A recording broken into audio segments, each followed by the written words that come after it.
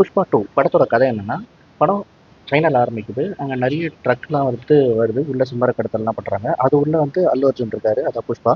So அவர கட்டி போட்டு எதுக்கு இது உள்ள வந்திருக்கேன்னு கேட்கிறப்போ, காசு வாங்குறதுக்காக தான் வந்திருக்கேன் அப்படின்னு சொல்றாரு. அங்க ஒரு பெரிய ஃபைட் நடக்குது. அங்க அவர சுட்டுர்றாங்க. அவர் தண்ணிக்குள்ள விழுந்துர்றாரு. இங்க கனவுலேருந்து எந்திரிக்கிறாரு. அதுக்கப்புறமா ஃபகத் ஃபாசில் நெறைய ஆட்களோட மாறு வேஷத்துல போறாரு. அங்க நெறைய இடத்துல மரத்தெல்லாம் வெட்டுறாங்க. அந்த இடத்துக்கு வரைக்கும் எங்க வெட்டுறாங்க அப்படின்றத கண்டுபிடிக்கிறதுக்காக அங்க போறாரு. அங்க போயிட்டு அவர் போலீஸ்ன்றத ரிவீல் பண்ணி, அங்க மரம் வெட்டுற எல்லாரையும் அரெஸ்ட் பண்ணிடுறாரு. இந்த விஷயம் புஷ்பாவுக்கு தெரிஞ்சு, புஷ்பா போலீஸ் ஸ்டேஷனுக்கு வராரு. அப்போ ஃபகத் ஃபாசில் இல்ல. ஸோ இங்க போலீஸ் எல்லாம் விலைக்கு வாங்கிட்டு, அவங்களோட ஆளுங்களலாம் ரிலீஸ் பண்ணிட்டு போயிடுறாரு. இதுக்கப்புறமா புஷ்பாவோட ஒய்ஃப் சிஎம் பார்க்க போறீங்க, ஒரு ஃபோட்டோ எடுத்துட்டு வாங்க எனக்காக அப்படின்னு சொல்றாங்க. ஸோ அவர் எம்பி அவரோட ஃப்ரெண்ட் ஒருத்தர் இருக்காரு. அவரோட சிஎம் பார்க்க போறாரு. ஸோ சிஎம் கிட்ட ஃபோட்டோ கேட்குறாரு. சிஎம் அசிங்கப்படுத்தி, இப்போ உன் கூட்டலாம் இருந்து ஃபோட்டோ எடுக்க முடியாது அப்படின்னு சொல்லிடுறாரு. அது புஷ்பாவோட ஈகோ ரொம்ப ஹர்ட் பண்ணிடுது. அவர் கூட இருந்த எம்பியை நம்ம 2 பேரும் ஃபோட்டோ எடுத்துக்கலாம், அடுத்த சிஎம் நீ தான் அப்படின்னு சொல்றாரு.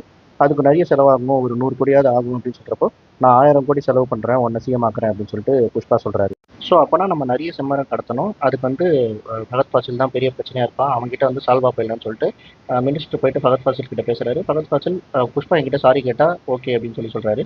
அதுக்கு ஒரு மீட்டிங் ஷெடியூல் பண்றாங்க. அதுல புஷ்பா சாரி கேட்டுறாரு. இருந்தாலும் ஃபகத் ஃபாசில் ரொம்ப அசிங்கப்படுத்துறதுனால அவரை தண்ணியில தள்ளி விட்டு அந்த ஸ்விம்மிங் பூல்லயே புஷ்பா பிசடிச்சு அவர் இன்னும் கோவத்தை அதிகப்படுத்திடுறாரு. ஸோ இதுக்கப்புறம் நீ எப்படி கடத்துறன்னு நான் பார்க்கறேன்டா அப்படின்னு சொல்றப்போ, நீ என்ன வேணாலும் பண்ணிக்கோ, நான் 1000 டன் கடத்தி உன்னை அசிங்கப்படுத்துறேன் அப்படின்னு சொல்லிட்டு, நீ நடுவில் ஒரு டன் பிடிச்சிட்டாலும் நான் திருப்பி பழைய வேலைக்கே வந்துடுறேன், சிண்டிகேட்டை விட்டுறேன் அப்படின்னு சொல்லி 2 பேரும் சொல்லிக்கிறாங்க.